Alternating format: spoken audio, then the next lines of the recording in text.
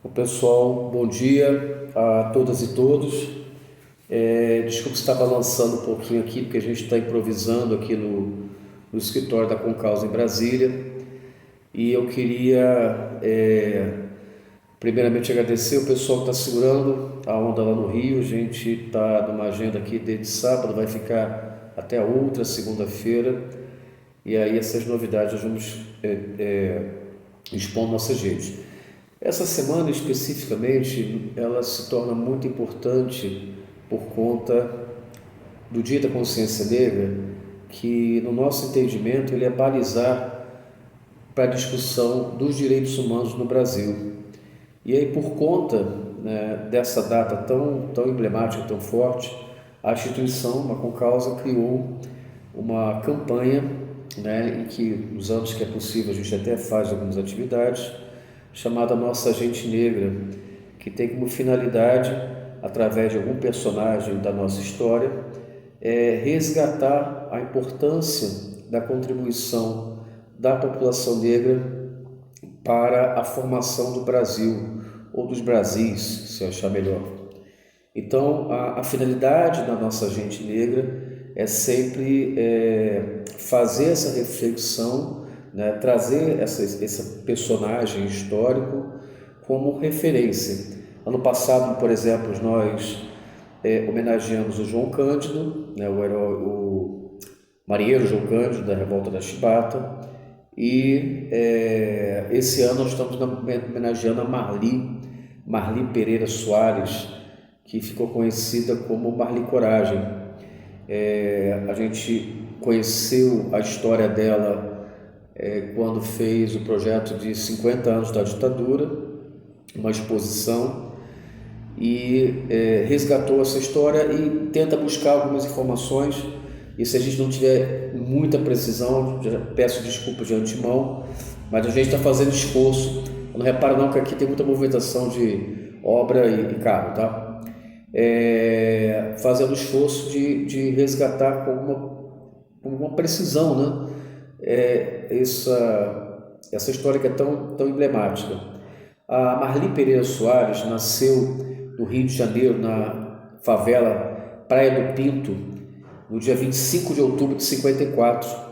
Ela foi empregada doméstica desde 12 anos e nesse período aí viu a favela que ela morava ser incendiada criminosamente, naqueles processos de remoção violenta que a gente teve no Rio de Janeiro nas décadas de 50, 60, 70. Ela foi para a Baixada Fluminense, né? Começou a trabalhar como empregada doméstica, e aí no dia 12 de outubro de 79, ela viu seu irmão Paulo ser assassinado por policiais militares do 20º Batalhão.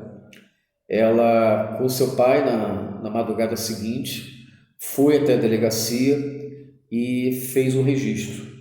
Na época, o delegado Jairo Campos, né, topou fazer a investigação e acompanhou a Marli até o batalhão, até a sede do batalhão, em Mesquita.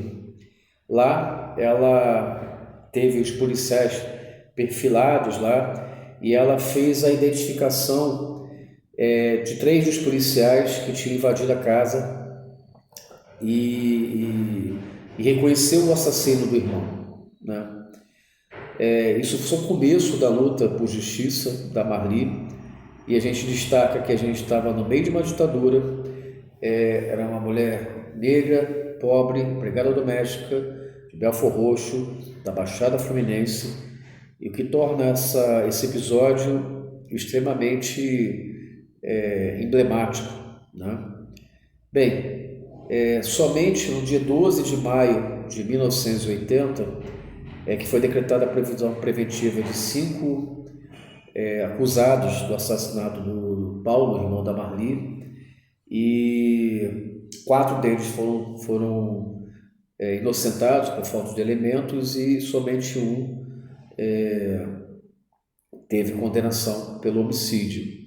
Na época, né, segundo o registro nós conseguimos acessar, até o presidente da República se manifestou diante da questão que tinha acontecido.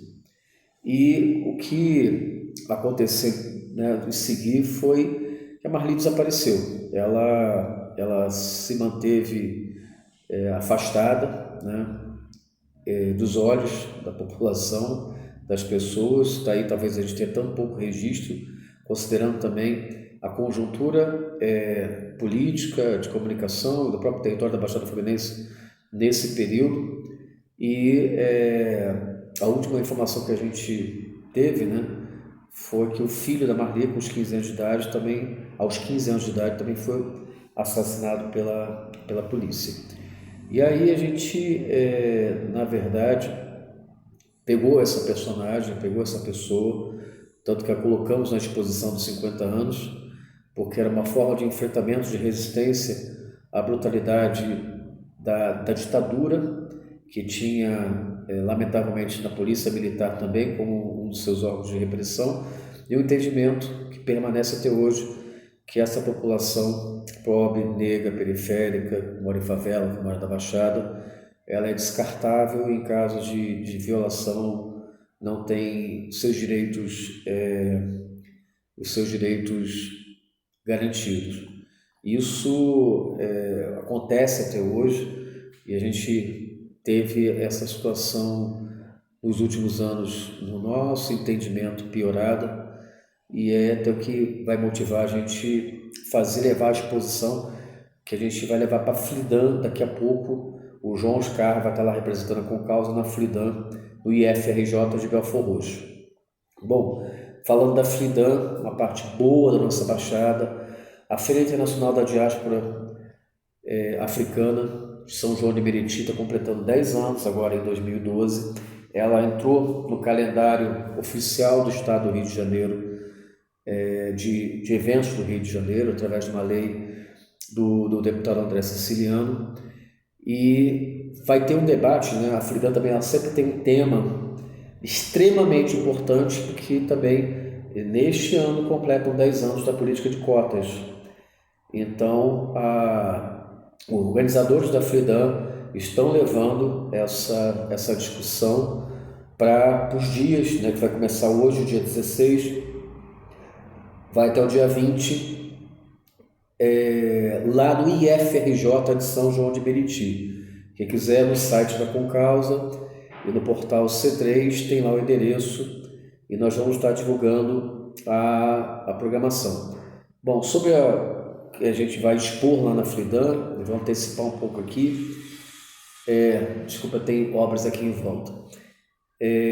De um tempo, a gente tem percebido que praticamente todas as violências têm a motivação racial. Ela tem uma porcentagem grande de motivação racial, para ser mais exato. A gente já acompanhou vários casos de violação de direitos humanos, e o que é evidente é que essa população negra, ela tem muito mais chances de sofrer uma violência do que o que é não considerado negro, o que no Brasil é uma questão que coloca em dúvida, né, qual o nível de negritude na história de todos nós que a temos. Não à toa, se você pegar uma estatística aproximada, por exemplo, de 40 homicídios por 100 mil, que é um absurdo, que já é um alto, mas o Rio já ostentou esses números há pouco tempo, colocar como traçado de somente pessoas negras, esse número dobra. Se botar como pessoas negras e homens, esse número triplica. Negras, homens e jovens, esse número quadriplica. Então essa violência, ela tem cor, ela tem uma metodologia em que o Estado e a sociedade a normatizam. Pouco tempo discutimos sobre a questão de tolerância religiosa com uma dirigente de Barrancão de Umbanda, a Tânia. Ela mesmo expôs, apesar de eu sou branca, mas a gente também sofre de uma forma de racismo. E aí a gente remeteu que, não que se tem que ter, mas você praticamente no Brasil você não tem ataques a sinagogas, a templos budistas, você tem ataques às religiões de matriz africana, para mostrar, para ficar exposto o quanto enraizada a motivação das nossas violências estão dentro da questão racial. Bom, nesse tempo de movimento a gente participou também do tombamento do Cais do Valongo, do complexo ali do Cais do Valongo, que chama-se a região da Pequena África, no centro do Rio, próximo à Praça Mauá. E nessa oportunidade, junto com o Frei Tatá e tantas pessoas que já estavam nesse movimento há muito tempo, né, tanto no tombamento pela Unesco, quanto na lei que foi aprovada na Assembleia Legislativa do Rio, né, e que tombava ali aquela região como referência cultural da diáspora africana do Rio de Janeiro.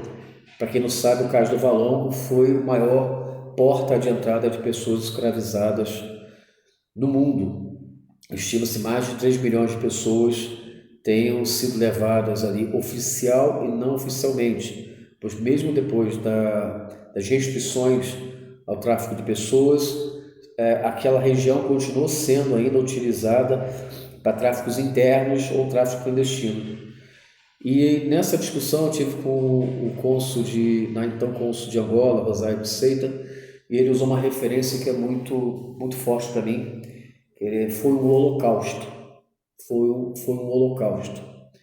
E aí, o que a gente passou a pensar, isso foi em 2015, 2016, o que a gente passou a pensar, e é o que a gente quer propor na Freedom, é que se faça um movimento não somente de enfrentamento ao racismo das suas violações, que aí está colocado na defesa dos direitos humanos, mas que a gente enfatize muito a contribuição da diáspora africana para a formação do Brasil, nos seus aspectos culturais, sociais.